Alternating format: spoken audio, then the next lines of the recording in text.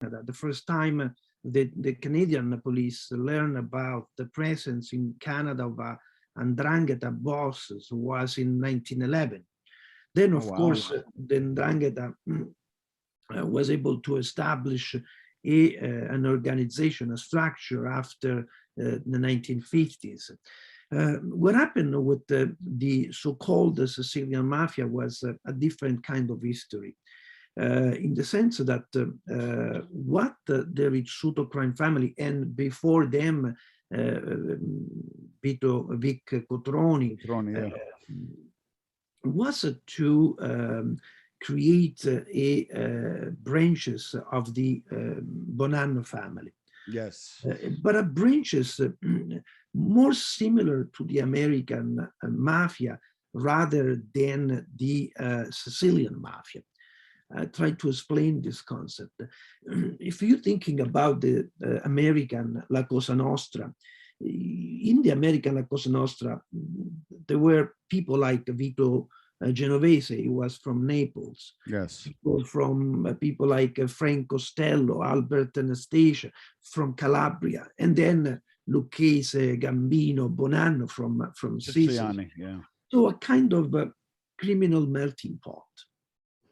If you go in Sicily, in the Corleonese families, in any other families in Sicily, it's unlikely to see Calabrians or Neapolitans as made members. Yeah. But in the United States was a different concept, a different idea. They had to get together to face issue and problems with other criminal gangs, the Irish, the Jews, and so on. So they could not divide among Italians, among criminals of Italian descent. Yeah. And so the idea of having in Canada a similar structure with the people like De Rizzuto from Sicily, Francesco Arcadi from Calabria, Rocco Sollecito from Apulia, give them an opportunity to create the same kind of structure of an American families.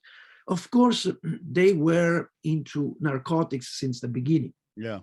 Because the patriarch of the Rizzuto crime family was in Venezuela. At one point, he was arrested for drug trafficking. Yes. He had a connection with the Contrera Caruana. Yeah. Actually, one of the Contrera was a close friend and associate to the Rizzuto.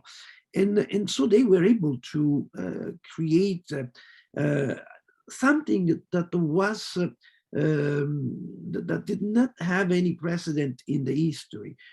And what they created was a consortium.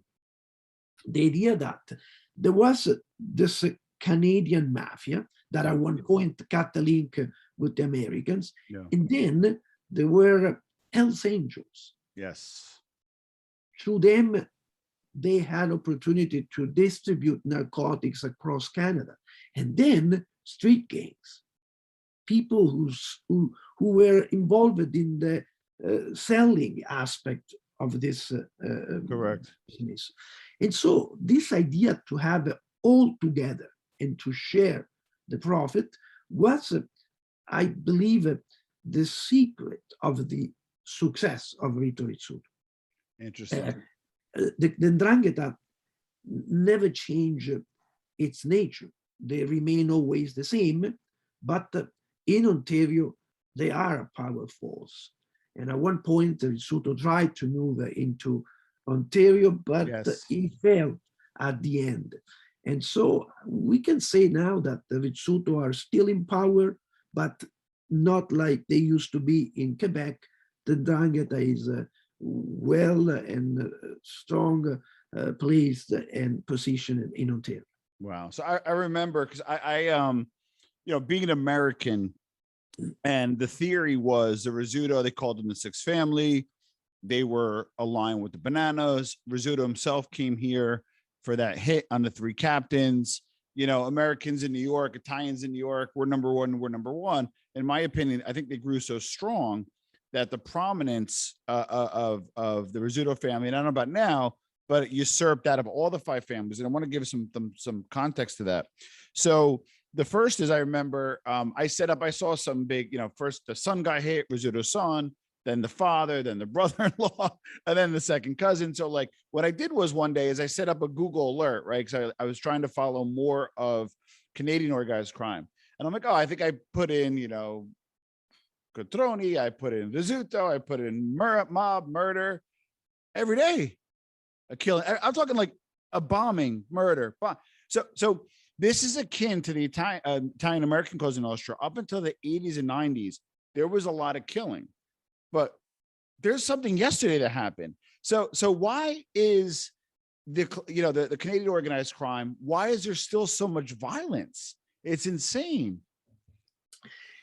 Violence is an important component when you put together a criminal organization. Yes. They are violent, they are criminals, but they try to avoid violence. And you can avoid violence when there is a very stable balance of power. Yes. When there is no conflict. Yeah. Unfortunately, in Canada, there is an imbalance of power. The Rizzuto, they were too strong, too powerful, able